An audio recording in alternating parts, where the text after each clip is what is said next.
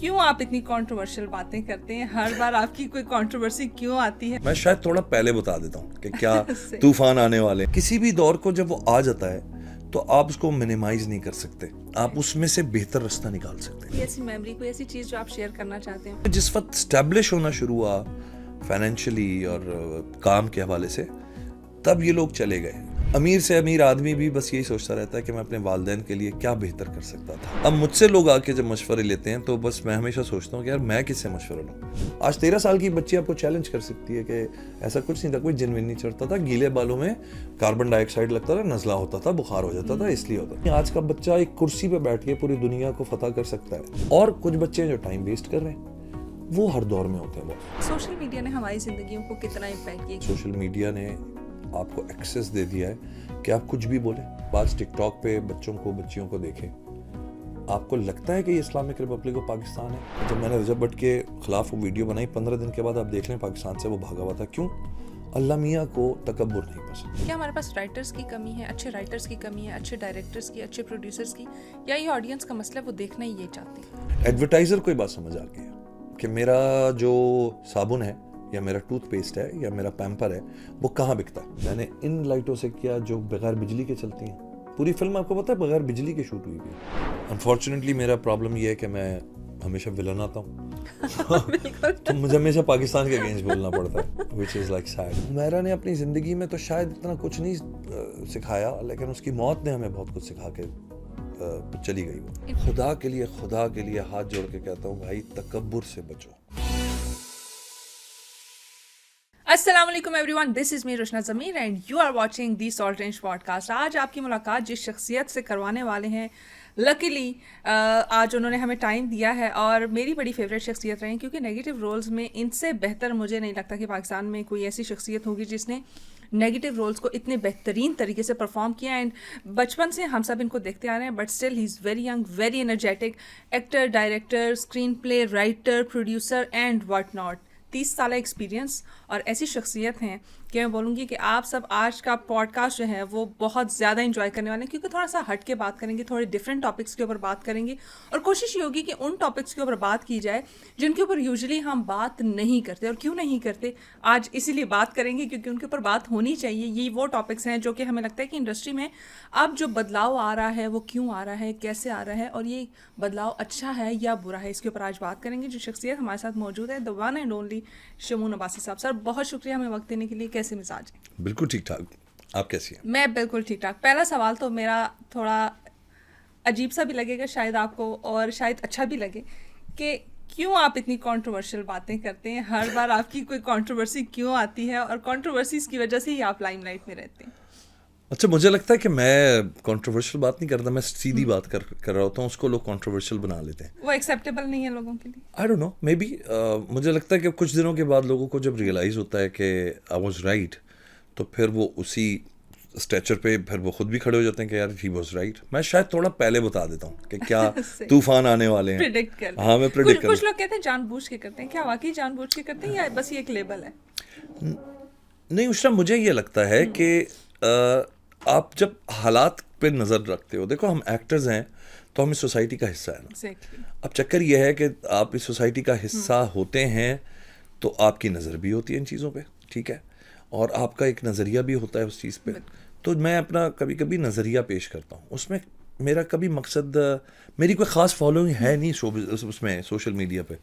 मेरे फैंस जो हैं वो मतलब मुझसे वैसे बहुत प्यार करते हैं, लेकिन सोशल मीडिया पे चूँकि मैं बहुत ज़्यादा एक्टिव नहीं भी रह पाता, तो मैंने कभी उस क्रेविंग में मैं गया नहीं कि जी मैं बोलूँगा तो ये बात होगी, वो बोलूँगा तो ये बात होगी। मैं कह देता हूँ इसलिए कि हमारा राइट है कि हम किसी बात को दुरुस्त कर सकें तो कर दें, और कहना ज़रूरी भी है। आजकल मेरे ख्याल से अगर आपका एक जुमला या एक लफ्ज़ अगर किसी को इंस्पायर कर सकता है तो अच्छी बात है, कहीं चेंज लेके आ सकता है तो अच्छी बात है। शमून भाई, मुझे ये बताइएगा कि वक्त के साथ साथ हम देख रहे हैं कि हर चीज़ डिजिटलाइज होगी, डिजिटलाइजेशन की तरफ हम जा रहे हैं। वो ड्रामास जो कभी हम स्क्रीन पे बैठ के सारी फैमिली इकट्ठे टीवी लाउंज में बैठ के देखती थी, अब हम अपने अपने फ़ोन्स में देखते हैं, 2x की स्पीड पे देखते हैं, एड्स को स्किप करके देखते हैं। ये चेंज कितना अच्छा है और ये कितनी देर तक सस्टेन करेगा? चेंज देखें हर दौर में आया है, एवोल्यूशन का हिस्सा है ये। एक वक्त था जब आपको टेलीग्राम्स आते थे, है ना, टेलीग्राफ्स आते थे, और आपको लेटर्स के लिए वेट करना पड़ता था एक दूसरे को लिखने के लिए। ईद कार्ड्स होते थे। तो वो हमें लगता था कि बस यही दौर है और ऐसा ही रहेगा पूरी ज़िंदगी। फिर आया व्हाट्सएप, फिर आ गया SMS, MMS। तो दौर तो साथ साथ चेंज होते रहेंगे, और मुझे लगता है कि एडाप्टेशन बड़ी ज़रूरी है। किसी भी दौर को जब वो आ जाता है तो आप उसको मिनिमाइज़ नहीं कर सकते, आप उसमें से बेहतर रास्ता निकाल सकते हैं। तो जब गैस नहीं थी तो लकड़ी पे खाना पकता था, और जब जो लकड़ी बेचने वाला बंदा था उसको गैस बुरी लगती थी, वो कहता था ये कोई गलत चीज़ आ रही है, ये नुकसान पहुंचाएगी। जब बिजली नहीं थी तो जब बिजली आई तो लोगों को लगा पता नहीं क्या चीज़ आ गई है, क्या गड़बड़ करेगी। तो हम सैकड़ों साल से इस दुनिया में हैं, और एवोल्यूशन मुस्तकिल कंसेक्यूटिवली हो रही है। हमें जिस दौर में हम रह रहे होते हैं हम समझते हैं कि जी हमने सब कुछ देख लिया। तो ऐसा नहीं है, आपको वक्त के साथ साथ अडॉप्ट करना पड़ेगा। हाँ, जहाँ तक रही बात टाइम की, तो देखिए अब आपके पास जब ऑप्शन ज़्यादा होंगे, आपके मोबाइल में 6 इंच का आपका टोटल स्क्रीन है, 6 से 8 स्क्रीन आपका स्क्रीन है, तो उसमें जब आपको पूरी दुनिया की, आपको न्यूज़, पूरी दुनिया की एंटरटेनमेंट मिल रही है, तो इंसान की जो अटेंशन स्पैन है वो भी कम हो गई ना। पहले आपको पता था, एक दौर था हमारे बचपन में कि जी एक ड्रामा आएगा, वो 10 बजे लगेगा और 12:30 बजे तक चलता था। तो वो एक फेस्टिविटी होती थी घर के अंदर कि यार आज ड्रामा लगना है, खाना पहले पका लो, सफाइयाँ होती थी, मेहमान आ जाते थे जिन्होंने देखना होता था, तो ग्रुप में बैठ के लोग 10 बजे का ड्रामा देखते थे। आज वो दौर नहीं है, आज फैमिलीज अपने अपने मोबाइल में, जैसे आपने कहा, देख रही होती। तो I don't think it's going to change, it is going to evolute into something else. बहुत जल्दी हम होलोग्राफिक की दुनिया में देखेंगे हम कि हम चले गए, और एक वक्त आएगा कि मैं, आप अपने वालिदैन से, अपने घर वालों से, अपने प्यारों से होलोग्राफिक उसमें बात कर सकेंगे। ये भी वक्त आने वाला है, प्रोजेक्शन होगी पूरी आपकी इमेज की किसी जगह पर, तो आप ऐसा जैसे डाइनिंग टेबल पे साथ बैठे हैं, तो ये भी होने वाला है। जहाँ पे वालिदैन की बात आई है, आपकी कुछ अर्सा पहले एक इंटरव्यू में स्टेटमेंट आई थी कि आप अपनी वालदा के जाने पे, हर इंसान ऑफ कोर्स इमोशनल होता है, खफा भी होता है, लेकिन ये एक सिलसिला है जिसको हम सब ने फेस करना है। थोड़ा वहाँ पे दुख भी हुआ, लेकिन ये बताइए कि कोई ऐसी मेमोरी जिस पे आपने बड़ा रिग्रेट का भी इजहार किया, कोई ऐसी मेमोरी, कोई ऐसी चीज़ जो आप शेयर करना चाहते हो, या कोई ऐसी बात जो आपको लगता हो कि यार ज़िंदगी में नहीं की तो आज कह दूँ। वालदा को, मेरी एक्चुअली 2 वालदा थी। सही। एक मेरी ज़ाहिर है जो अपनी मेरी वालदा थी, एक जिनके साथ मैं पला बढ़ा। दोनों का अपना अपना हिस्सा है मेरी ज़िंदगी में, दोनों का अपना अपना एक समझ लें उनकी तरबियत का हिस्सा है दोनों का। रिग्रेट बस यही होती है, मुझे लगता है कि आपको जब वो चले जाते हैं ना पेरेंट्स, तो आपका दिल चाहता है मज़ीद टाइम होता। मेरे ख्याल में जिस वक्त स्टैब्लिश होना शुरू हुआ फाइनेंशियली और काम के हवाले से, तब ये लोग चले गए। तो अब आज दिल चाहता है कि जो पैसा, जो शोहरत, या जो भी कुछ अल्लाह ताला ने कुछ दिया है, वो अपने वालिदैन के लिए हम निछावर करते, उनके इलाज पे चीज़ें बेहतर कर सकते थे। बहुत सारी बातें, मुझे लगता है अमीर से अमीर आदमी भी बस यही सोचता रहता है कि मैं अपने वालिदैन के लिए क्या बेहतर कर सकता था। एक ख्वाहिश होती है ना कि जैसे उन्होंने बचपन में मेरी हर ख्वाहिश पूरी की, अब मैं बड़ा हो रहा हूँ, मैं अपने स्टेबिलिटी की तरफ जा रहा हूँ, तो अब मैं उनके मुंह से निकली हुई हर बात पूरी करूँ।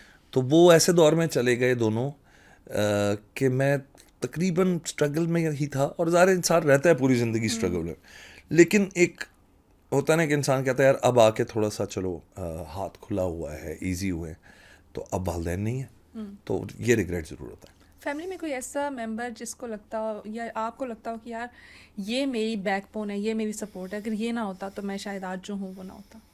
मुझे लगता है जब तक मेरे फादर हयात थे, उन्होंने मुझे समझ के मेरी तरबियत की, मुझे समझ के, उन्होंने ये नहीं चाहा कि वो जैसा चाहते हैं मैं बनूं, जबकि हुआ वही कि वो जैसा चाहते थे, लेकिन उन्होंने मेरे मिजाज को, मेरी इमोशनल जो माइंड सेट था, उसको समझ के मुझे उन्होंने डिज़ाइन किया कि यार मेरा बेटा बड़ा हो के ऐसा होना चाहिए।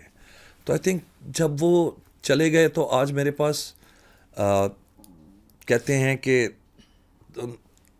आपको कभी कभी दिल चाहता है ना कोई बड़ा आपको गाइड करे। आज वो बड़ा नज़र नहीं आता मुझे, कोई समझ नहीं आता कि हैं बड़े, लेकिन जो जज्बा बाप, जिस जज्बे से माँ बाप आपको चीज़ समझाते हैं वो नहीं, सिंसेरिटी होती है। वो समझते हैं आप उनकी कुल इन्वेस्टमेंट है सारी की सारी, और आप कि ये ऊपर जब इन्वेस्ट करेंगे तो ही उनका सारा फ्यूचर है। एब्सोल्युटली। तो फादर नहीं है मेरे, तो उसकी वजह से मैं वो कमी महसूस करता हूँ कि अब मुझसे लोग आके जब मशवरे लेते हैं तो बस मैं हमेशा सोचता हूँ कि यार मैं किससे मशवरा लूँ। मुझसे तो आके बहुत लोग मशवरे लेते हैं, नए यंग लॉट के बच्चे, दोस्त भी बड़े मतलब बहुत रिस्पेक्ट देते हैं इस मामले में कि शोन भाई आपसे मशवरा लेके हमें एक बैलेंस्ड जवाब मिलता है। कोई रोल मॉडल रहा हो पूरी ज़िंदगी में जिसको देख के आइडियलाइज किया हो कि हाँ ये है और मुझे इसी जैसा बनना है? I think my father was one. उन्होंने जिस तरह पूरी ज़िंदगी गुजारी, जिस तरह उन्होंने लग्जरी को भी उन्होंने देखा, उन्होंने तकलीफ़ें भी देखी, वो हंसते रहते थे, बोलते रहते थे। आई थिंक फॉर मी उनके अलावा मतलब मुझे नहीं लगता कि मैं किसी और से उनके साथ कोई मेमोरी शेयर करना चाहेंगे, कोई किस्सा, कोई कहानी जो याद हो? हाँ बहुत सारी हैं, क्योंकि मैं was very attach to my father and I lived with him. जब मेरे पेरेंट्स की सेपरेशन हुई तो I chose to live with him. तो मुझे लगता है हर दिन उसने ऐसा था कि उनके साथ मेरा दोस्त थे, एक तो सबसे बड़ी बात ये थी। मजाक, उनका सेंस ऑफ ह्यूमर हमारे लेवल का होता था कि मतलब वो नहीं है कि डरना है बाप से और डरा के रखा हुआ है। डांटते थे तो सही बात पे डांटते थे। हम कभी कभी लड़ भी जाता था मैं कि जी ये नहीं है, यूं है यूं है।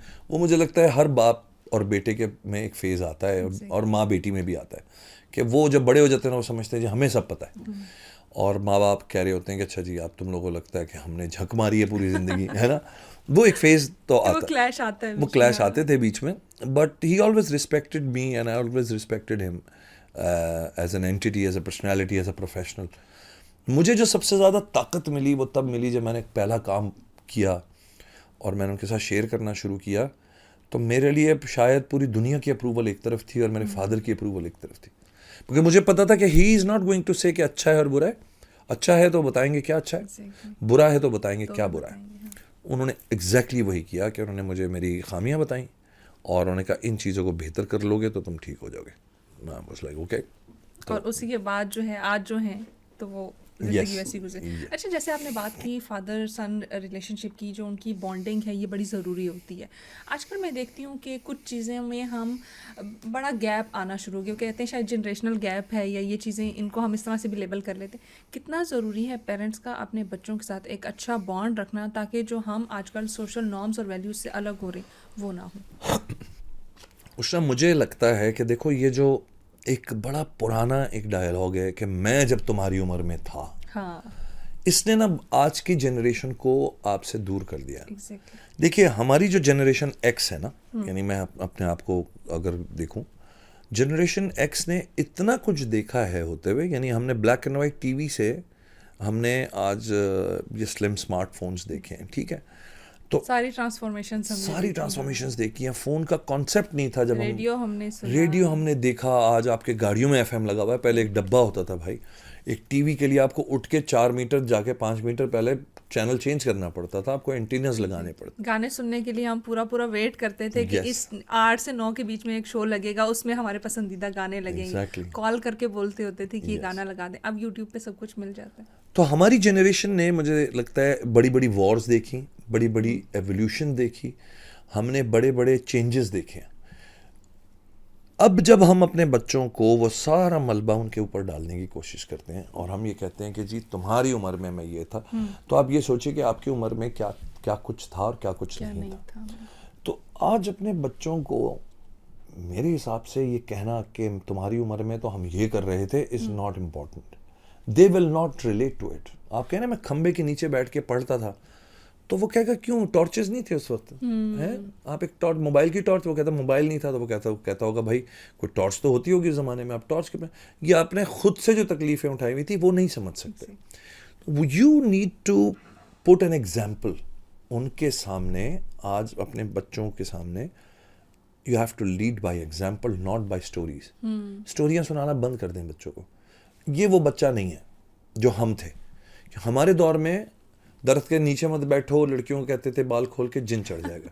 आज वो बच्ची पूछती है कौन सा जिन था वो जो चढ़ता था, वो तो कार्बन डाइऑक्साइड की वजह से कहते थे। यू नो, आज 13 साल की बच्ची आपको चैलेंज कर सकती है कि ऐसा कुछ नहीं था, कोई जिन विन नहीं चढ़ता था, गीले बालों में कार्बन डाइऑक्साइड लगता था, नज़ला होता था, बुखार हो जाता था, इसलिए होता। अब हमारे यहाँ नाखून मत काटो रात को, नहूसत होती है।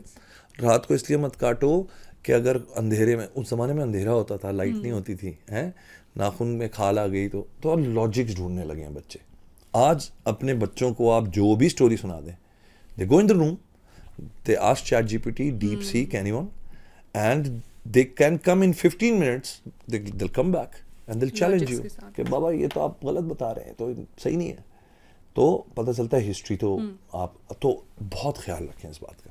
हाँ, अब रह गई बात कि हम पूरा दिन अगर इन बातों पर ही गुजार दें अपने औलाद के साथ, तो आप अपने बच्चों को दूर कर रहे हैं। तुम्हारी उम्र में, तुम्हारी उम्र में, तुम्हारे भाई नहीं, आज का बच्चा एक कुर्सी पे बैठ के पूरी दुनिया को फतह कर सकता है। आप समझ रहे हैं ना? तो ज़रूरी है कि उसने जो है पहाड़ी मतलब पूरे खोदने हैं तो वो बड़ा आदमी बनेगा।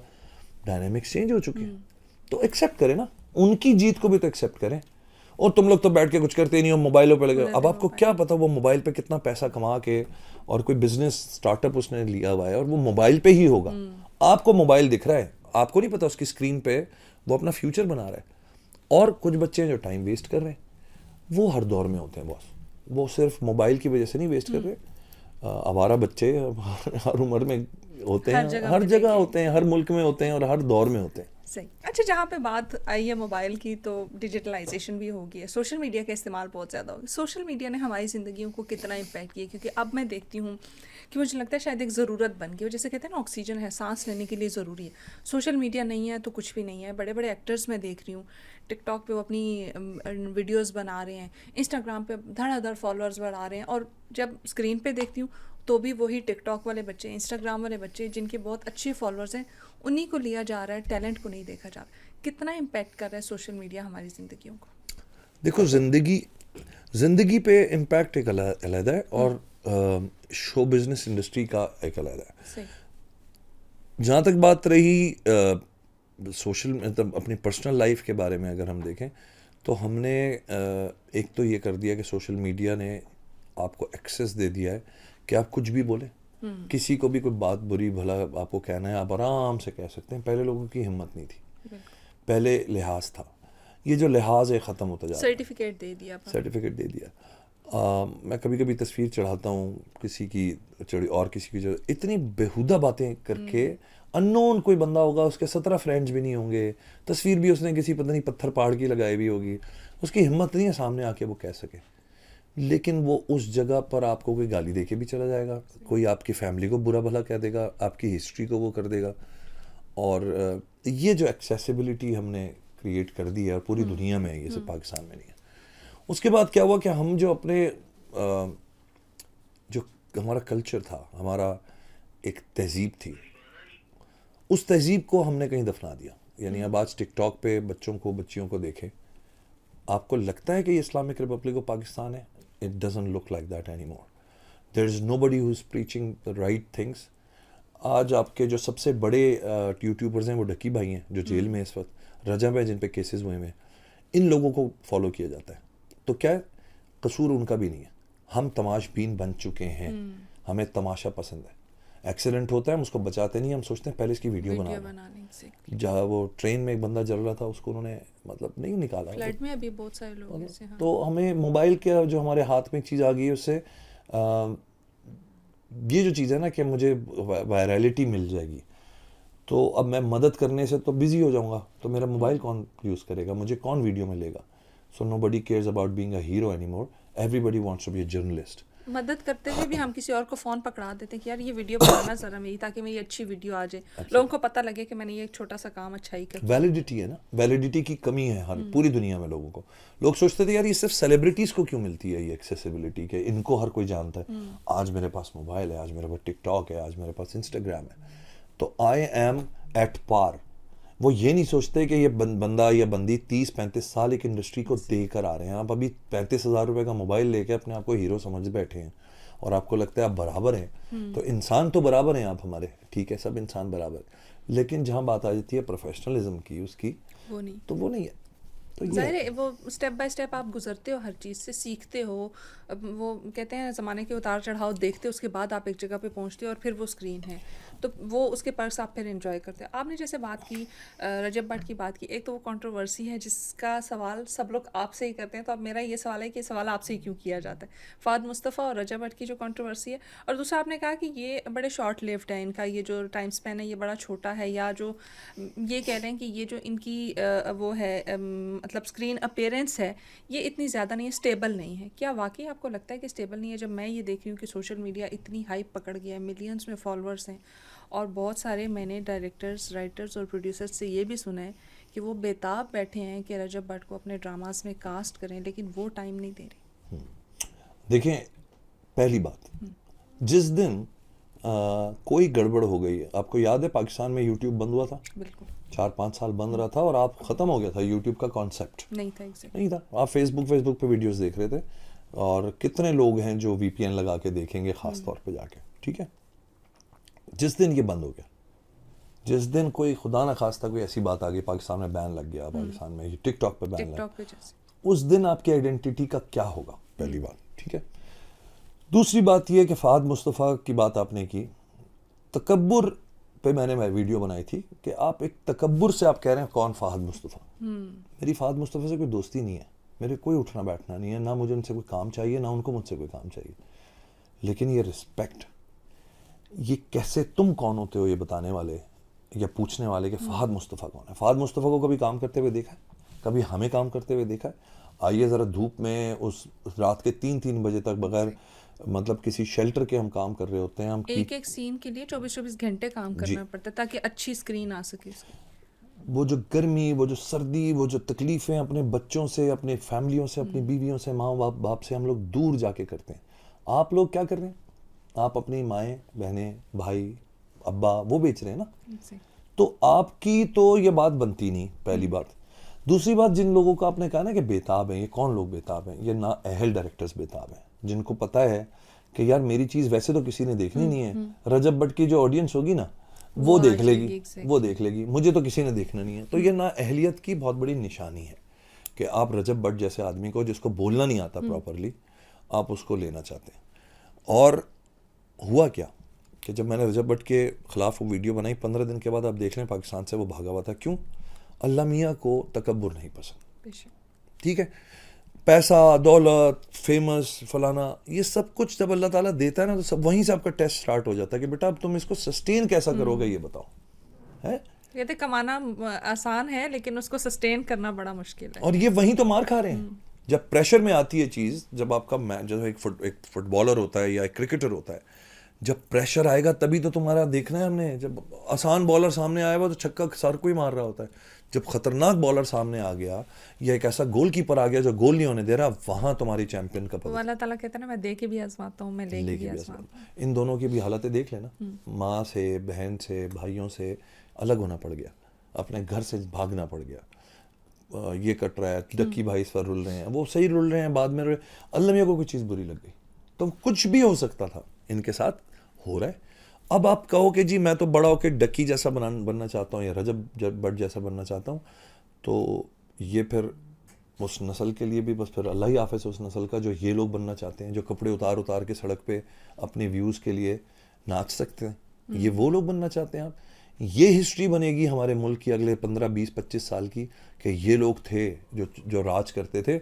बाकी तो पढ़ना लिखना फजूल है सब। कोई कहता प्राइवेसी एलिमेंट भी नहीं रहा ना, जहाँ पे हमें लगता था कि हमारी फैमिलीज बड़ी सेपरेट हैं, तो हमारे प्रोफेशन से सब कुछ अलग है। अब हम देखते हैं वही माएँ बहनें दिखाई जा रही हैं, पर्सनल हर इशू दिखाया जा रहा है।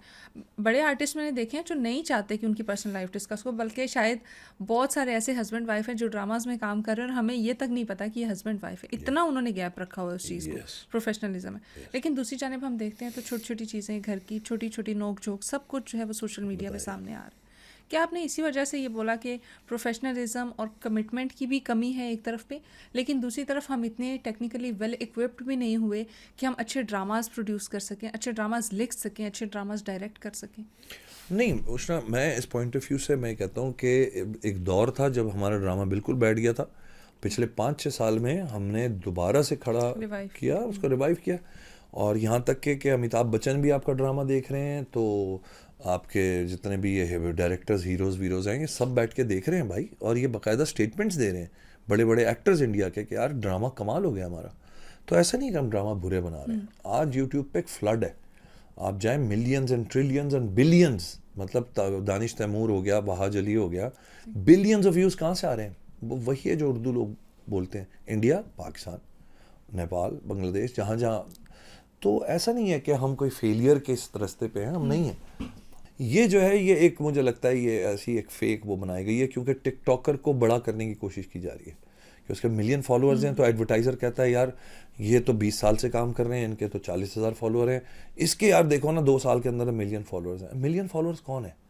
वो हैं जो फारिग लेटे हुए हैं, लेटे हुए हैं, बस कुछ है ही नहीं करने को, ऑटो पे लगा के छोड़ दिया है, काम भी कर रहे हैं, पूरा दिन बकवासें सुन रहे हैं, जहाँ इंटरेस्टिंग कोई बात आती है उठा लेते हैं, जी बहन आ गई, वो अच्छा जी बाप आ गया, वो अच्छा जी माँ आ गई, माजरत के साथ। ये है आपका बेसिक जो आपका कैच है। उसके अलावा बैठो, कुछ सिखाओ, कुछ समझाओ। क्या सिखा रहे हो? आपने गुस्ताखे रसूल पे अभी केस आपके ऊपर हुआ है, कितने मसाइल हुए, तो आप सिखा क्या रहे हो? और किसी को कुछ नहीं पता क्या बात हो रही है। वो उस दिन मैं देख रहा था सोलर सिस्टम पे कोई बात चल रही थी, उसने अजीब कोई जहालत की बात की, और लोग नीचे लिख रहे थे वाह भाई वाह, ये हैं पाकिस्तान के टॉप यूट्यूबर जो कह रहे हैं सोलर सिस्टम वगैरह कुछ नहीं होता, ये नहीं होता, वो नहीं। यार for God sake, what are you teaching to your next generation? That is my question. बस ठीक। अच्छा मुझे बताएं, कहीं पे मैं आपसे थोड़ा सा इख्तिलाफ़ करूँगी। जैसे आपने कहा कि बड़े अच्छे ड्रामास बन रहे हैं, एक तरफ मेरा इख्तिलाफ़ ये भी बनता है कि शायद हम बड़े टिपिकल ड्रामास बना रहे हैं। हमारे कुछ प्रोडक्शंस नो डाउट बहुत अच्छी हैं, बहुत कमाल की हैं, ब्लॉकबस्टर है, लेकिन दूसरी जानिब देखती हूँ एक ही स्टोरी लाइन है जो हर जगह पे रिपीट हो रही है। अगर मैं देखती हूँ एक ड्रामा में एक साइकोपैथ बना हुआ है, अगले 6 या 8 ड्रामास में वही होगा। एक ड्रामा में अगर ये दिखाया गया है कि नंद भाभी की नहीं चल रही, अगले 6-8 ड्रामास में वही होगा। एक जगह पे अगर ये दिखाया गया है कि एक बहन को दूसरी बहन का शौहर पसंद आ गया, तो भी वही चीज़ें। मतलब ये चीज़ें जो हैं ये हमारी इंडस्ट्री में क्यों आ रही है? एक ज़माना था जब मैं अक्सर इस बात का जिक्र करती हूँ कि इंडिया की गलियाँ और बाज़ार बंद हो जाते थे जब पाकिस्तान का धुआं या इस तरह के ड्रामे लगते थे। अब हम शायद इंडिया को फॉलो करने लग गए हैं कहीं ना कहीं उन्हीं ड्रामाज में। चक्कर ये है अर्चना कि ये बड़ा डिफरेंट से डायनामिक्स हैं इस बात के। देखें, एक तो अभी हमने जो टिकटॉकर्स का जिक्र किया, ये कौन है मिलियन फॉलोअर्स, ट्रिलियन फॉलोअर्स? ये वो लोग हैं जो तमाशाई हैं और इनको घरों में घुसने की शौक है। इनको आपके घर के अंदर क्या चल रहा है वो आप कल को अपने घर में आप कैमरा लगा दें, भले आप कुछ ना करें, खाना पकाएं, सफाई करें, आप देखिएगा मिलियंस व्यूज़ आ जाएंगे खामखा। Exactly, sorry to cut you, यहीं पे ना एक एग्जांपल ये भी दूंगी कि अब मैंने पिछले दिनों 2 वीडियोस का कंपैरिजन देखा। एक में ये था कि बरमूदा ट्रायंगल्स के बारे में चीज़ें थी, बड़ी अच्छी, मतलब वो डिटेल्ड वीडियो थी। दूसरी में एक वो इन्फ्लुएंसर थी, उन्होंने दिखाया था कि व्हाट्स इन माई फ्रिज। तो वो जो बरमूदा ट्रायंगल वाली थी उसके मेरे ख्याल से कुछ 4 लाख व्यूज़ थे और यहाँ पे 4 मिलियन थे। तो हम सबको पता है कि हमारे फ्रिज में क्या है, ठीक है, दूसरे के फ्रिज में क्या होगा, लेकिन वो शायद क्यूरियोसिटी है कि देखना है कि क्या पड़ा है। तो जब तमाशाई लेवल के लोग हो जाएंगे और फिर इसकी क्वांटिटी भी ज़्यादा होगी ना। पहले देखिए थोड़ा सा लिटरेचर था, थोड़ी से पढ़े लिखे लोग थे, जिस ज़माने के आप दौर की बात कर रही हैं, ठीक है, एक कुछ नस्तलीक लोग भी थे और उस वक्त वो अप्रिशिएट करते थे इन ड्रामों को जिनमें प्रीचिंग भी थी, थोड़ा मैसेज भी था, सोशल था, रिलीजियस भी होता था। आज कपड़े उतार के सड़क पे खड़े होने वाली वीडियो एंटरटेनिंग जिसको लग रही है, वो बॉस इसी तरह की स्टोरीज देखेंगे कि नंद को किस तरह ना भाभी को से बदला लेना है और ये करना है। ये ऑडियंस ही आपकी शिफ्ट हो चुकी है जो आसानी से चीज़ों को देखना चाहती है। 3 सेकंड का स्पैन है, 1 2 3, पहले यूं करते हैं, पहला सेकंड, दूसरे सेकंड में हमने देखा, तीसरे सेकंड में आप गए आगे, तो अब आप स्वाइप कर रहे हैं 3 सेकंड। जिस आदमी का 3 सेकंड का अटेंशन स्पैन हो गया हो, वो कहाँ वेट करेगा कि किसी ज्ञानी ड्रामे को बैठ के देखे? वो उसको या तो एक्शन चाहिए, या फिर उसे खवातीन चाहिए, या फिर उसे ये सोशल ड्रामा चाहिए। ड्रामास भी हमारे वही चल रहे हैं, देखिए टॉप रेटिंग्स हमारे उन्हीं ड्रामास की हैं जिसमें यही सब दिखाया जा रहा है। क्या हमारे पास राइटर्स की कमी है, अच्छे राइटर्स की कमी है, अच्छे डायरेक्टर्स की, अच्छे प्रोड्यूसर्स की, या ये ऑडियंस का मसला है, वो देखना ही ये चाहती है? असल में ऑडियंस का भी मसला नहीं है। अब ये भाई मैंने कहा था ना, एक ज़रा मुख्तलिफ सी डायनेमिक्स हैं। एडवर्टाइज़र को ये बात समझ आ गई है कि मेरा जो साबुन है या मेरा टूथपेस्ट है या मेरा पैम्पर है वो कहाँ बिकता है, वो किस चीज़ पे ज़्यादा बिकेगा।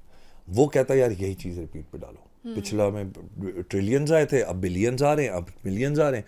वो क्या करता है, वो आपको उसी साइकिल में रखता है।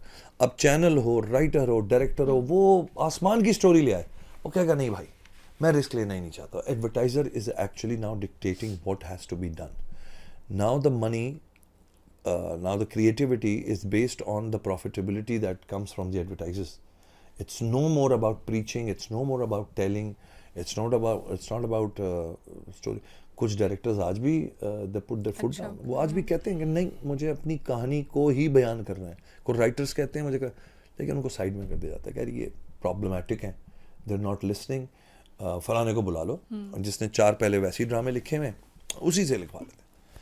और बुरा ही नहीं है, हमारे राइटर्स बहुत अच्छे हैं, लेकिन उनको फ्रेम कर दिया गया है इनटू दिस वन बॉक्स जो रेटिंग के सिलसिले में बस फंसा हुआ है। ठीक। शमून भाई, जब मैं स्टूडेंट थी तो हम एक थ्योरी पढ़ते थे जिसमें था कि आप जितनी बम्बार्डमेंट करते हैं एक चीज़ की तो वो लोगों के दिल में बैठना या दिमाग में बैठना शुरू हो जाती है कि हाँ यही ठीक है और हमने इसी पाथवे को फॉलो करना है। जैसे हम देखते हैं ना, ब्रेकिंग न्यूज़ का कॉन्सेप्ट है, हर जगह पे एक ब्रेकिंग न्यूज़ चलना शुरू हो जाती है तो हमें लगता है कि हाँ यही सच है और यही हुआ है, ठीक है। इसी तरीके से शायद ड्रामास में भी है कि जो हम बार बार जो चीज़ दिखा रहे हैं लोगों के माइंड में ये बैठ गया कि हाँ हमने इसी तरीके के ड्रामास देखने हैं। तो क्या कहीं ना कहीं हमारी जो इंडस्ट्री है वो भी इस चीज़ की रिस्पॉन्सिबल है कि आप लोगों को क्या फीड कर रहे हैं? बिल्कुल है, बिल्कुल है। मैंने कहा ना वो एक मजबूरी के साइकिल में फंस चुके हैं। चैनल ने अपने अखराजात निकालने हैं, चैनल ने अपनी इन्वेस्टमेंट्स निकालनी है। वो किसी भी नए पाथ पे जाते हुए डरते हैं कि अगर ये कर दिया और कल को इसकी रेटिंग नहीं आई तो करोड़ों रुपए जो लगे हुए होते हैं इनका में हम क्या करेंगे। तो एक टेस्टेड फार्मूला है, आप समझ रहे हैं ना। जैसे आप एक ख़ास बिरयानी की स्टोर पे जाते हैं और उसका एक ख़ास आलू उसका पसंद है लोगों को, मिसाल है यार वो आलू वाला बहुत अच्छा है। अब आपने आलू निकाल के उसमें बोटी डाल दी, वो कहेंगे नहीं यार बोटी नहीं चाहिए थी हमें तो आलू ही चाहिए, हम तो आलू की वजह से आए। बस वो आलू लगा हुआ है। अच्छा, कई डिफरेंट स्टोरीज भी चलती हैं, आपको याद होगा कुछ मेरे ख्याल से 1-2 साल पहले की बात है, काबली पुलाव नाम का एक ड्रामा आया था, बड़ा चला था, ग्रीन टीवी का प्रोडक्शन थी वो। अब मैं कहती हूँ कि चेंज भी चलता है, अगर अच्छी प्रोडक्शन हो तो मेरे ख्याल से चलती है। क्यों नहीं काम करते हमारे डायरेक्टर्स, प्रोड्यूसर्स, इन चीज़ों पे क्यों नहीं काम करते? हिस्ट्री से रिलेटेड क्यों नहीं कुछ बनाते? हम देखते हैं अर्तुगरुल गाजी देखा जा रहा है तो हम अपनी हिस्ट्री पे क्यों नहीं बनाते? हमारी तो मतलब 2 साइडेड इंडस्ट्री वो है ना, हिस्ट्री है हमारी, इस्लामिक भी है और दूसरी पाकिस्तान की हिस्ट्री भी है। उन चीज़ों की तरफ क्यों नहीं जाते? उन चीज़ों पे क्यों नहीं शिफ्ट करते? फिक्शन क्यों नहीं बनाते? मिस्ट्री क्यों नहीं बनाते हम? मैंने कहा ना प्रॉब्लम यही है ना कि एक तो इन्वेस्टमेंट का रिटर्न का बड़ा एक क्वेश्चन होता है। क्या ये भी है कि कोई इन्वेस्ट नहीं करना चाहता इस पे? इन्वेस्ट नहीं करना चाहता इस पे। अगर किसी की ख्वाहिश है भी तो वो जब उस मैथमेटिक्स में जाता है कि यार मैं इतना अर्तुगरुल गाजी बनाना चाहता हूँ तो उसमें मुझे इतने घोड़े चाहिए होंगे, इतने कॉस्ट्यूम चाहिए, ये लोकेशंस हैं, ये जगहें। तो जब आप उसको एक्यूमुलेट करके एक अमाउंट निकालते तो पता चलता है वो कॉस्ट इसकी भाई 15 करोड़ रुपए लग रही है। तो भाई 4 करोड़ रुपए में वो नॉर्मल सीरियल ड्राइंग रूम वाला बना के 5-6 अच्छी लड़कियां लेके 5-6 अच्छे लड़के लेके क्यों ना ड्राइंग रूम में एसी में बैठ के काम करें। ये कंपैरिजन्स होना शुरू हो गए। तो जब तक you do not break the system you can not create a new one. मैं उन लोगों में से हूँ जिसने हमेशा सिस्टम को थोड़ा सा बाहर से खड़े होकर देखा है। मैं हिस्सा नहीं बन सका क्योंकि I wanted to produce stuff that you know make sense around the globe. मुझे हिट विट से कभी कोई मसला नहीं हुआ। मैं हिट होने की कोई ख्वाहिश रखता हूँ। इंसान चलता रहे, मैं कहता हूँ यही हिट होता है कि चल रहे ना आप, यही सस्टेन किया ना। मैं एक दफ़ा हिट हो जाऊँ उसके बाद 10 साल नज़र ना हो, उसका फ़ायदा क्या? मैं थोड़ा करके काम करता रहूँ। तो मैंने मिस्ट्री सीरीज़ लॉन्च की, मैंने एक्शन सीरीज़ लॉन्च की, मैंने जो मूवी बनाई दुर्ज, वो भी एक ऐसा केस था जिसको मतलब लोगों ने नहीं डिस्कस कर पा रहे थे और मैंने कर लिया। टैबू समझा जाता था, जबकि आपके माशरे में सिर्फ आपके नहीं पूरी दुनिया के माशरे में ये मसाइल हैं, कैनिबलिज्म के मसाइल थे, केसेस हैं। और मैंने जिस पॉइंट ऑफ व्यू से बनाई वो लोगों को बाद में समझ में आया कि अच्छा ये बेसिकली कॉन्स्टिट्यूशनल एक कॉन्स्टिट्यूशन में हमारे वो सज़ा नहीं थी जो इन लोगों को दी जाती। मैंने उस पॉइंट पे बनाई थी। फिर शुमन भाई, आपने बड़ी अच्छी मूवीज़ बनाई हैं। दुर्ज में आपने काम किया, वॉर मूवी थी उसमें आपने काम किया, बड़ी क्लास की या ब्लॉकबस्टर मूवीज़ में काम किया। क्या सोच के एक मूवी को चूज़ करते हैं as an actor, as a director और एज अ प्रोड्यूसर? क्या से देखते हैं? स्क्रिप्ट देखते हैं, अच्छी कास्टिंग देखते हैं, या क्या कुछ और माइंड में होता है कि हाँ ये फिल्म है या ये ड्रामा है या ये प्रोजेक्ट है, मुझे इस पर काम करना है? दुर्ज चूँकि मेरी अपनी क्रिएशन थी, अपनी प्रोडक्शन थी, तो ज़ाहिर दुर्ज पे तो मुझे कॉन्फिडेंस ये था कि पहली बात तो मुझे ये था कि ऐसा स्क्रिप्ट मुझे कभी ज़िंदगी में किसी ने नहीं देना ना। फिर ये जो साल 1.5 साल मैंने दाढ़ी छोड़ी है, अपना आप को मैंने बॉडी बिल्ड की बाकायदा उसके लिए, मुझे लगता था ये भी चांस किसी ने नहीं देना। और 1 साल 1.5 साल के लिए जब आप ऐसे हुलिये में चले जाते हो जो दुर्ज का हुलिया था, तो आप पॉडकास्ट भी नहीं कर सकते क्योंकि आपका हुलिया इतना खौफनाक हुआ होता है कि आप स्क्रीन पे नहीं आ सिर्फ उसी एक प्रोजेक्ट के साथ सकते। जुड़ जाते हैं। तो आपका फाइनेंशियल भी बहुत आपके बड़े वो करते हैं ना। तो मैं एक मॉडलिंग शो में भी नहीं जा सकता था, मैं किसी भी शो में नहीं जा सकता था, मैं दावतों में नहीं जा सकता था।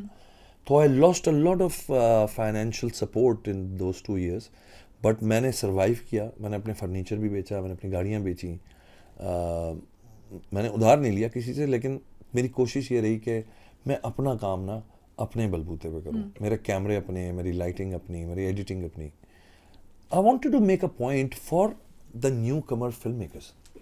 मैं उनको ही बताना चाहता हूँ और आज भी आपके प्लेटफॉर्म से बताऊँगा कि बच्चों, ये जो करोड़ों रुपए का हमने एक वो बनाया हुआ ना स्टिग्मा के करोड़ों रुपए लगते हैं to make a good project, it is not like that. आप अगर स्मार्ट फिल्म मेकर हैं, you know your craft, you can make it in pennies. Just be so passionate about it कि every day आप रोज़ाना एक passion से उठो। ये नहीं कि हाँ यार कमर में दर्द हो रहा है अब नहीं हो रहा काम। हमने 2 साल लगातार बलूचिस्तान, कराची टू बलूचिस्तान 500 किलोमीटर का रास्ता है, 350 किलोमीटर का। मैं 700 किलोमीटर 6 महीने आगे पीछे होता रहा। मेरी वाइफ भी थी, मेरा क्रू भी था, मेरी चीज़ें भी थी, बट जस्ट बिकॉज मुझे उन केव्स में शूट करना था, मैं जाता था हर हफ्ते 3 दफ़ा 4 दफ़ा, जस्ट टू प्रूव कि यार फिल्म मेकर फिर ये होता है। और जब वो फिल्म आई तो मैंने कैमरे ही बताए लोग बच्चों को कि मैंने बेटा इस कैमरे से बनाया जिससे आपके पॉडकास्ट बन रहे हैं, मैंने इन लाइटों से किया जो बगैर बिजली के चलती हैं। पूरी फिल्म आपको पता है बगैर बिजली के शूट हुई भी है। You watch it again and you will realise कि अच्छा ये पूरी फिल्म बगैर बिजली की लाइट से बनी हुई है। It's all battery light operated thing. So I wanted to introduce that technology in 2007-18 to cut the expenses of filmmaking in Pakistan. Pakistan में इतना चूंकि प्रॉफिटेबिलिटी नहीं है, तो हम कैसे 15-15 करोड़ रुपए की फिल्में बनाएंगे। 15 करोड़ की फिल्म बनाओगे तो 45 करोड़ कमाओगे तो तुम्हारे पैसे निकले। 2 करोड़ की बना लो ना यार, हो जाएंगे पूरे पैसे। जब पैसे पूरे हो जाएंगे तो आपका फाइनेंसर भी खुश, आप भी खुश, और आप सोचोगे यार मैं अगली के लिए खड़ा हो जाऊँ। शमून भाई, कहीं ना कहीं ये लगता है कि हमारे सारे मीडियम्स आपस में जुड़े हुए नहीं हैं, क्योंकि मैं देखती हूँ इंडियन कोई मूवी आ रही होती है तो उसकी जो कास्ट है या जो जितने भी लोग हैं वो सारे आके अच्छे अच्छे शोज़ में भी बैठे होते हैं, अच्छे अच्छे प्रोग्राम्स में भी बैठे होते हैं, बाहर जाके उसकी बड़ी अच्छी प्रमोशन कर रहे होते हैं। तो कहीं ना कहीं शायद हम इंटरलिंक्ड भी नहीं है। मूवी आ रही है तो हम कहते हैं बस ठीक है ये फिल्म इंडस्ट्री का काम है, सॉन्ग आ रहा तो हम कहते हैं ये उनका काम है, ड्रामा आ रहा तो हम कहते हैं ड्रामा इंडस्ट्री के। आपस में अगर इन सारे मीडियम्स को लिंक किया जाए तो ज़्यादा एक अच्छा कॉम्बिनेशन बन सकता है। प्रॉब्लम ये आती है उष्णा कि जिस वक्त मूवी रिलीज़ होती है ना, रिलीज़ होने से पहले उसकी एक डिस्ट्रीब्यूशन कंपनी होती है और उसका एक मीडिया पार्टनर होता है। अब अगर मीडिया पार्टनर एक्स चैनल हो गया मिसाल के तौर पे, तो वाई चैनल नहीं चलाएगा उसको। जब वाई चैनल का होगा तो जी चैनल नहीं चलाएगा। आप समझ रहे हैं? ये हमारे यहाँ प्रॉब्लम है। हमारे यहाँ खबर को खबर नहीं, उसको ये देख के किया जाता है कि किसकी ओनरशिप है। वार जब हिट हुई थी पूरी दुनिया में, तो मैं चैनल का नाम नहीं लूँगा, जिस चैनल पे चली थी वो भी लोगों को पता है, और जो 7 पैरेलल चैनल से न्यूज़ चैनल है वो बहुत बड़ा, उसने कभी ज़िंदगी में खबर नहीं लगाई। वो एक खबर थी। ये आप ये ना सोचें कि आपकी डिस्ट्रीब्यूशन कंपनी की फिल्म नहीं है, वो एक खबर थी कि internationally war was a super hit blockbuster. तो आप खबर ही नहीं लगा रहे, आप उसको डिस्कस ही नहीं कर रहे, क्यों नहीं यार हमारी फिल्म नहीं है। तो ये जब फिल्म बनती है तो डिस्ट्रीब्यूशन कंपनीज क्या करती हैं, ये मीडिया पार्टनर्स बना लेते हैं। मीडिया पार्टनर्स पे आपने फिल्म को लिमिटेड कर दिया, समझ रहे ना, किसी एक चैनल पे ए चैनल पे चल रही है तो बी चैनल नहीं चलाएगा, बी चैनल तो वो खबर दब जाती है। वो अपने हम पर्सनल जेलसीज में इतने हैं कि हम टोटल ग्रोथ को इंडस्ट्री की देख ही नहीं रहे। हम कहते हैं ये इसकी है तो हम नहीं चलाएंगे, उसकी है तो वो नहीं चलाएंगे। दूसरा ये कि उतना इतना पैसा ये इंडस्ट्री एक्टर्स को नहीं दे रही होती कि वो जो है ना 15 दिन इधर से उधर घूमता रहे और वो जा के प्रमोशन करे। फिर ना उस तरह के प्लेटफॉर्म्स हमने तैयार किए हैं, ठीक है ना। We don't have a Kapil Sharma show, we don't have such big shows जहाँ पे अमिताभ बच्चन बैठे हुए हों और वहाँ जाके आप फिल्म की प्रमोशन करें। हमने क्या बनाए, हमारे पास अच्छे शोज़ हैं, लेकिन वो भी 5 मिनट बात करेंगे। ताबिश होगा, फलाना होगा, इमरान अशरफ के शो में चले जाएंगे, किसी और के शो में चले जाएंगे, 5 से 7 मिनट बात करेंगे, उसके बाद वो अपने ख़त्म।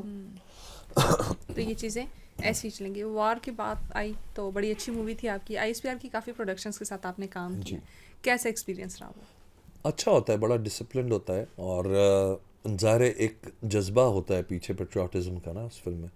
अनफॉर्चुनेटली मेरा प्रॉब्लम ये है कि मैं हमेशा विलन आता हूँ बिल्कुल। तो मुझे हमेशा पाकिस्तान के अगेंस्ट बोलना पड़ता है, which is like sad, but I am a true patriot and I love Pakistan. कहीं ना कहीं वो एग्रेशन निकालते हैं जो पड़ोसी मुल्क के ऊपर है। वो होता ही है ना कि आखिर में मुझे विलन बना देते हैं, तो मुझे पड़ोसी मुल्क का ही हीरो बनना होता है। सही। तो मैं कहता हूँ यार, फिर मैंने एक ऐलान किया अभी कुछ दिन पहले एक शो में बैठ के, मैंने कहा यार I need to stop you know becoming a national hero, a villain, क्योंकि मैं हर दफ़ा हर फिल्म में पाकिस्तान को बुरा भला कह रहा हूँ, तो मुझे नहीं अच्छा लगता। I love Pakistan. कहीं मौका ये दिया जाए कि दूसरी जानिब को भी बुरा हाँ कहा जाए। हाँ, लेकिन कहते हैं यार शमन भाई आप ना बड़ा अच्छा करते हैं यार, आप करें। मैं कहता हूँ अच्छा ठीक है। कुलभूषण यादव का एक कैरेक्टर आपने जी, किया, 2.5 साल हाउ में। Was that experience? That was nice।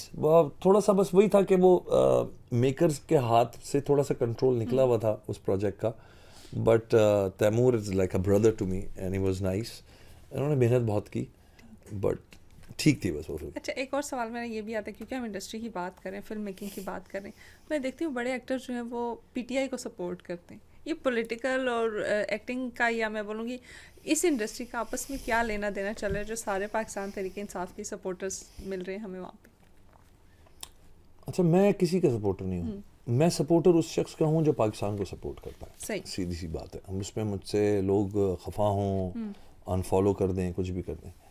देखिए, जब खान साहब आए ना तो तब्दीली का एक टीका तो लगाने आए थे ना, वो तब्दीली आएगी, और हमने वो सारी जो उन्होंने कंटेनर पे खड़े होकर बातें की थी उन पे यकीन किया, क्योंकि वो शायद हमारे दिल की आवाज़ है कि हम पुलिस रिफॉर्म्स हों या जस्टिस हो या प्रोटोकॉल्स के ऊपर जो है वो पैसा खर्च होना या लो, ये सारी बातें वो थी जो बच्चा बच्चा कहता था कि वाह वाह वाह, अगर पुलिस ठीक हो गई तो सही हो जाएगा, जुडिशरी में ये हो गया था। तो उसको मैं टीका ही कहता हूँ। वो टीका था जो हमें लगा कि यार लग जाएगा ना, जैसे कोविड आपको लगाया गया, बाद में पता चला कोविड जो है ना वो तो बेसिकली मार रहा है लोगों को।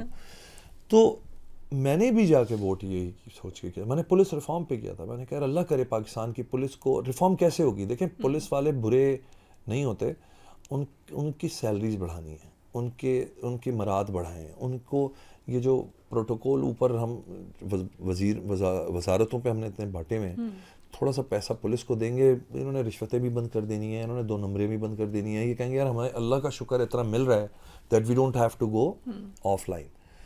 अब वो गरीब लोग होते हैं भाई, उनके ज़रा जाके घरों पे देखो तो क्या हालात हैं। हम तो बुरा भला कह देते हैं पुलिस को, लेकिन हमें ये देखना पड़ेगा कि उनके भी मजबूरियाँ हैं। और यहाँ पर आप भी तो रिश्वत देने से गुरेज नहीं कर रहे ना। आप कहो नहीं यार मुझे बंद कर दें, मैं रिश्वत नहीं दूंगा, आप भी फौरन नोट निकालते हो सीधा। तो भाई आप भी उतना ही कल्प्रिट हो जितना वो पुलिस वाले। उस पुलिस वाले को बुरा मत कहो सिर्फ अकेले। 1000 का चालान नहीं देना, लेकिन 200 की रिश्वत दे देंगे बस। तो ये है सिस्टम। कहीं ना कहीं हम उसको कंपनसेट, कहीं ना कहीं हम भी उसको हवा दे। मैं हमेशा ये कहता हूँ ना कि मुझे बात है, आपका भाई बेटा अल्लाह ना करे किसी कत्ल के केस में मुलव्वस होता है और वो किसी को कत्ल करता है, और आपके पास पैसा है, और कल को किसी जज के सामने, मैं अलेजिडली वैसे कह रहा हूँ कि किसी कोई वकील आके आपको कहता है जी जज साहब कह रहे हैं या जज साहब की को हम 20 लाख 25 लाख रुपए दे के आपका फ़ैसला चेंज करवा सकते हैं, इसे फांसी नहीं होगी या तो इसको आज़ाद कर देंगे, तो आपकी पहली चॉइस क्या होगी? आपकी पहली चॉइस होगी मेरा भाई या मेरा बाप या मेरा बेटा निकल आए। बिल्कुल। कितने % ऐसे लोग हैं कहेंगे नहीं इसको फांसी दो, इसने मारा है इसको फांसी दो। नूर मुकद्दम का केस आज तक चल रहा है, कैसे चल रहा है? हम तो इस्लामिक रिपब्लिक ऑफ पाकिस्तान है, हमें तो फौरन सजाएं देने का हमारा हुक्म है शरीयत में। तो सजा याफ्ता हो के भी अभी दोबारा वो पिटीशन दायर कर रहे हैं। अब ये देखिए ना, तो वो सपोर्ट कहाँ से आ रही है, वो सिस्टम कहाँ से आ रहा है। तो मकसद कहने का ये है कि मैं सिस्टम को इस वक्त कोई डिस्कस करने नहीं बैठा, बट क्या हमारे पास भी जब चॉइसेस आती हैं तो हम क्या करते हैं? हम भी यही करेंगे कि मैं अपना बेटा बचा लूँगा 20-25 लाख रुपए दे के, कहीं रिश्वत दे के अगर निकलता है उसको घर जाके जूते लगा दूंगा, मैं बोलूँगा बैठ जा, नहीं जाएगा तो कहीं। बट क्या मैं ये बोलूँगा कि नहीं इसको फांसी पे लटकाओ? या ये भी कहते हैं ना हम कि खैर है 5 दिन चुप करके बैठ जाओ, मामला ठंडा हो जाएगा। मामला ठंडा हो जाएगा। तो अब क्योंकि हमने निज़ाम को बना ऐसा दिया है कि लोग जो हैं वो बड़े बड़े केसेस भी देख के लोगों को लगता है अब इंसाफ होगा, फिर वो इंसाफ नहीं हो पाता। तो कहीं ना कहीं हम देखते हैं कि हम एग्जाम्पल सेट कर रहे होंगे। ठीक। शमून भाई, जहाँ पे आपने नूर मुकद्दम केस की बात की, तो वहाँ पे एक चीज़ जो मैं देखती हूँ और जो मुझे पर्सनली लगता है कि ये चीज़ बहुत ज़्यादा बढ़ गई है, शायद अब सोशल मीडिया के ज़रिए हमारे सामने बहुत ज़्यादा आ रही है। पहले भी शायद होती होगी, लेकिन अब दौर ऐसा है कि वो वीडियो हर कोई बना लेता है, पोस्ट हर कोई कर लेता है।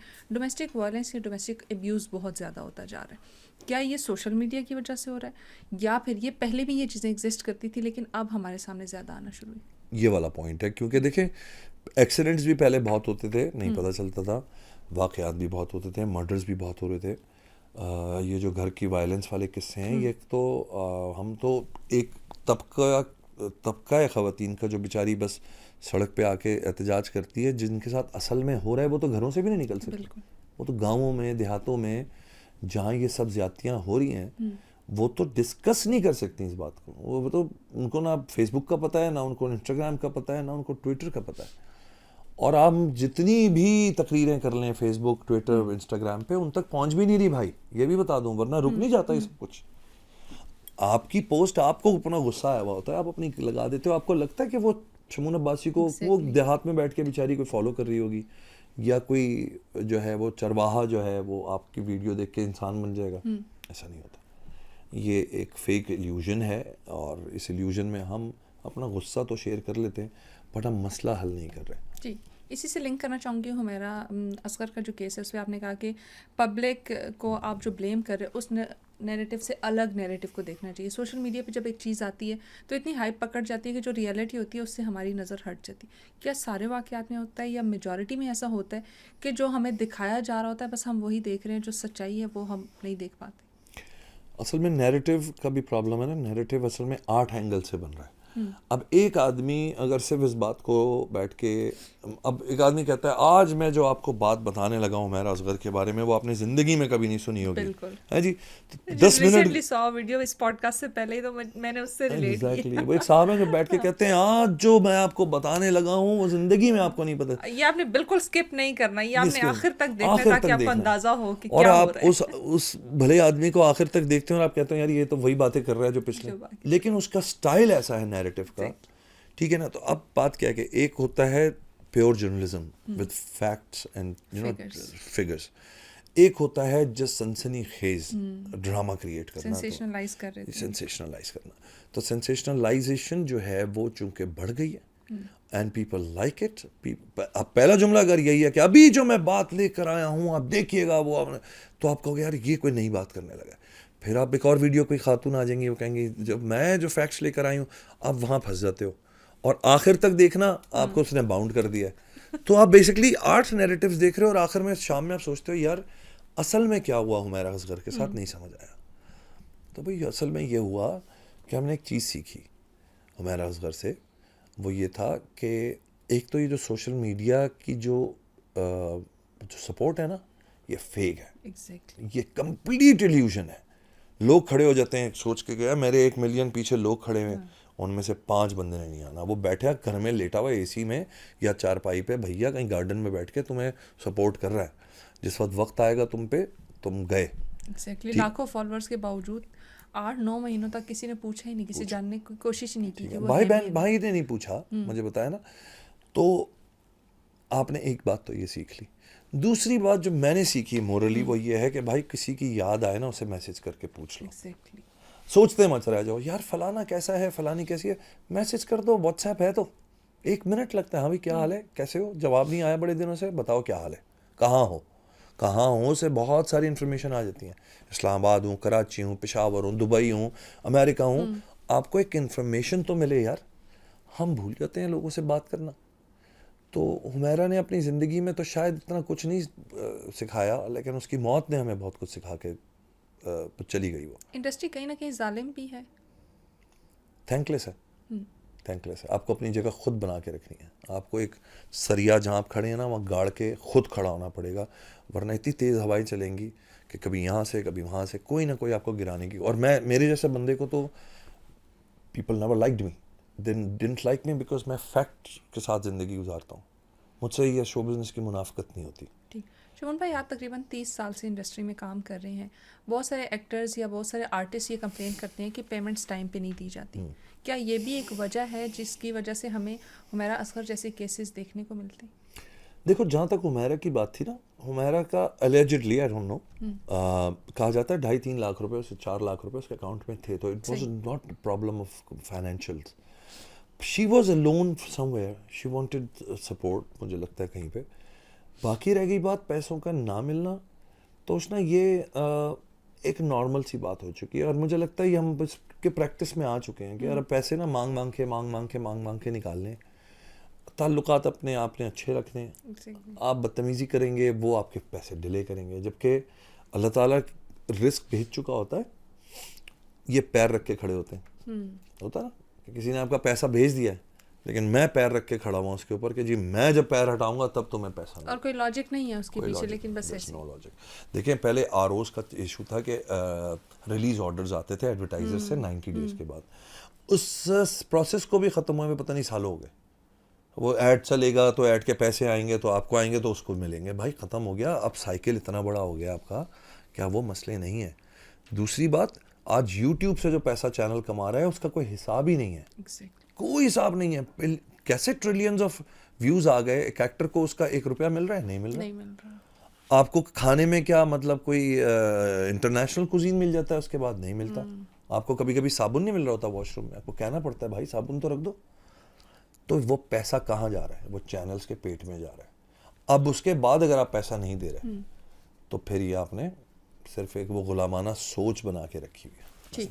आपने कहा कि छलावा के आपने 8 एपिसोड्स जो हैं वो डायरेक्ट किए हैं और बाद में आपको क्रेडिट्स नहीं दिएगी. क्या ये बात इससे लिंक कर सकती हूँ कि ये इंडस्ट्री का इशू है कि क्रेडिट नहीं दिया जाता, चाहे इन टर्म्स ऑफ डायरेक्शन है, चाहे इन टर्म्स ऑफ मनी है, या कहीं ना कहीं आपको ना वो वैल्यू नहीं दी जा रही जो आपको मिलनी चाहिए, और इसी वजह से शायद आज इंडस्ट्री उस तरह से ग्रो नहीं कर रही जैसे करनी चाहिए थी. छलावा में देखो क्या हुआ था कि छलावा में मुझे जाना पड़ गया था सडनली थाईलैंड, और वो सही. थी उसकी मोहिब की फिल्म, और मोहिब ने एकदम से लॉन्च कर दी बात कि जी वो जाना है जाना है जाना है जाना है. और मैं बड़ा हैरान हुआ, मैंने कहा यार मुझे तो अभी ये सीरियल ख़त्म करना है एंड मैं डायरेक्ट कर रहा हूँ हम टीवी के लिए. एंड ही प्लीडेड एंड वो बड़ा वो उसने इससे बात उससे बात, इवेंचुअली मैं फैसला कर लिया. अब जब हम वहाँ पहुँचे और जिस दिन मुझे वापस आना था मैं शूटिंग के बाद, उस दिन इंटरनेशनली सारे एयरपोर्ट्स बंद कर दिए गए कोविड की वजह से. एंड वी वर थिंकिंग 2 दिन 4 दिन 5 दिन वो चला गई बात, महीना पूरा गुजर गया. तो डेफिनेटली जो यहाँ प्रोड्यूसर थे उस छलावा के, वो उन्होंने मुझसे बात की, उन्होंने कहा मैं क्या करूँ, मुझे बताएं, मेरी डेटें लॉक है और कोविड अब शुरू हो गया है, तो ये प्रोजेक्ट आधा बना हुआ आधा मैं छोड़ दूँ तो मेरे तो पैसे डूब गए, हमें तो नहीं पता, तो हम अंदर ही अंदर कहीं निपटा लें इसको. तो मेरा क्या एक वो बनता है कि मैं तो नहीं कह सकता कि नहीं आप मैं लोग आऊँगा यहाँ तो करना. तो मैंने कहा यार बिल्कुल अपना पैसा तो ना डुबाएं, मैंने कर दिया. सेटल डाउन कर हाँ लेते सेटल हैं. डाउन कर लिया. तो उसके बाद ये कि वो चैनल अब कुछ दे ना दे, आपको क्रेडिट दे ना दे, दुनिया को पता होता है कि आपने क्या किया होता है. अभी भी मेरे साथ एक चैनल ने बहुत बड़ी गेम की है, मैं अभी नाम नहीं लूँगा उस चैनल का, लेकिन मैं बताऊँगा ज़रूर ये बात. उन्होंने मुझसे स्टोरी लिखवाई खुद से कि शमून भाई कुछ लिखें. वो स्टोरी लिखवाने के बाद ये बात डिसाइडेड थी कि मैं डायरेक्ट कर रहा हूँ. मेरे साथ तकरीबन कॉन्ट्रैक्ट तक बात पहुँची, लोकेशंस मैंने कर ली, सब इस्लामाबाद पे ही शूटिंग थी उसकी. सब करने के बाद 6 महीने ये लोग गायब हो गए क्योंकि किसी और प्रोजेक्ट में लगे हुए थे. 6-8 महीने के बाद मुझे फ़ोन आता है किसी एक्टर का कि यार वो तो आप नहीं कर रहे थे. मैंने कहा क्या मतलब? कहते हैं वो तो किसी और डायरेक्टर को दे दिया. So they stole my project. They do not have you know they जिसको कहते हैं इतनी भी मोरालिटी इन लोगों के अंदर नहीं थी कि मुझसे पूछ लेते ये. और उसके बाद फड्डा हुआ वो, और वो तकरीबन कानूनी एक मसला बनते बनते मैंने फिर माफ़ किया इन लोगों को. मैंने कहा बहुत बड़ा तमाशा हो जाएगा क्योंकि आप लोगों को मैं साबित कर दूंगा चोर, तो फिर आप सोचें कितना बड़ा ब्लो आएगा. But you know sometimes you want piece of mind, तो मैं उस पीस ऑफ माइंड की वजह से मैं पीछे हट गया. मैंने कहा जान अभी उसके शमून भाई आप तो एक बहुत बड़ा नाम है, लाइक आपकी इंडस्ट्री में एक वर्थ है, 30 साल एक्सपीरियंस है, लोग आपको जानते हैं. आपके साथ इस तरह की चीज़ें हो रही हैं तो मैं तो देखती हूँ बहुत सारे जो नए राइटर्स हैं या जो नए नए इस इंडस्ट्री में आए उनका भी ये गिला है कि हम लेके आते हैं स्क्रिप्ट, वो कहते हैं कि नहीं आपका स्क्रिप्ट बड़ा बेकार है, और फिर देखते हैं तो अगले दिन या कुछ महीनों बाद हम देखते हैं तो उसी स्क्रिप्ट के ऊपर ड्रामा भी बना होता है और ना क्रेडिट्स दिए जाते हैं और ना बोला जाता है कि ये इसका लिखा हुआ ड्रामा है या इसके बीच में कोई इनपुट है. अच्छा कोई लीगल इसके लिए कोई प्रोसीजर नहीं है या कुछ इस तरह से? जबकि वो तो बेचारे सिर्फ वन लाइनर देते हैं. मैंने तो 26 एपिसोड लिखवाए हैं, मैं तो लिखवाए एक एक सीन लिखवाया हुआ है मैंने. तो लीगल इसका प्रोसीजर यही है कि अब देखो एक राइटर होता है ना, वो लेटे लेटे उसको बैठे बैठे कहीं से कहानी आ सकती है, या कहीं से उसको इंस्पिरेशन आ सकती है, तो वो उस वक्त ये नहीं सोचता कि मैं इस कहानी को ले जाकर रजिस्टर करवाऊँ, उसको कॉपीराइट करवाऊँ, 10,000 रुपये खर्च करूँ, फिर जाके दूँ। वो गुड फेथ में जाके आपको देगा कि यार आप कंटेंट की हेड है, तो आप एक पढ़ेंगे, अच्छा आइडिया है ना। हाँ। तो आइडियाज़ तो हमेशा अच्छे मूड में डिस्कस होते हैं ना, अच्छे ताल्लुकात में डिस्कस होते हैं। आप गुस्से में थोड़ी होते हैं, ना डरे हुए होते हैं। जब आप किसी के साथ डिस्कस करते हो ideas, you are very open, you very passionate about it. सामने वाला भी पैशनेट है रिसीविंग एंड पे। 3 दिन के बाद जब आप सामने नहीं होते, तब आपको मना कर दिया जाता है। वो देखा था, वो कंटेंट को पसंद नहीं आया। 6 महीने बाद कोई चौथा बंदा आएगा, वो कहेगा दिखा यार क्या क्या लाइनर्स हैं, उठाएगा, कहेगा अच्छी तो है, उसको उससे लिखवा लो। किसकी है वो? जी फलाना था, XYZ को कोई नहीं पूछ रहा। आपने सीरियल बनाया, वो सुपरहिट भी हो सकता है। अभी एक बंदे का क्लेम है पीछे के बहुत बड़ा एक सीरियल अभी गया है जिसका मैं नाम नहीं लूँगा। वो कहता है शमून भाई ये रही वन लाइनर। उसने मुझे लाके दिखाई, उसने कहा ये डेट देख लें कब की लिखी हुई है, ये पूरी वन लाइनर मेरी है, और उस पर इतना बड़ा हिट ड्रामा 4 साल के बाद प्रोड्यूस कर दिया गया। कहता मैं क्या करूँ? Nothing, you can't do anything now, everything is paper, everything is paper. Pakistan में मैंने मिसाल उसको दी, मैंने कहा एक दादा और पोता थे, दादा पोते से बहुत प्यार करते थे, पोता भी जान छिड़कता था, दादा भी जान छिड़कते थे। पोता जवान होने लगा, दादा बूढ़े होने लगे, बहुत ज़्यादा पैसे थे उनके पास, बहुत बड़ी बड़ी उनकी जायदादें थीं। तो सब सोचते थे कि जब मरेंगे दादा तो ज़ाहिर है सब कुछ फिर पोते की तरफ ही जाएगा बेटे के बाद। तो बेटा नहीं था तो पोते को मिलेगा, बेटे की डेथ हो गई थी उनकी, तो पोते को दादा पालते थे। अब क्या हुआ, दादा मर गए। जब जाके वो खड़ा हुआ, उसने कहा जी मेरे दादा तो मुझसे बहुत इश्क करते थे, बड़ा प्यार करते थे। तो उन्होंने कहा पेपर है आपके पास? कहा कौन सा पेपर? उन्होंने कहा प्यार मोहब्बत का, शफकत का क्या पेपर होता है? उसने कहा ये चीज़ें नहीं चलती भैया, चलता है पेपर। पेपर पे लिख कर गए? कहते नहीं, कहते बस फिर आपकी मोहब्बत इश्क सब फारे। वो बंदा आज रुल रहा है और किसी और ने खा लिया वो सब कुछ। कोई और मजे का। समझ रहे हैं जब मेरी? इतने अच्छे राइटर्स हैं हमारे पास, तो हम डिफरेंट जॉनरास पे क्यों काम नहीं करते? फिक्शन के ऊपर काम नहीं करते?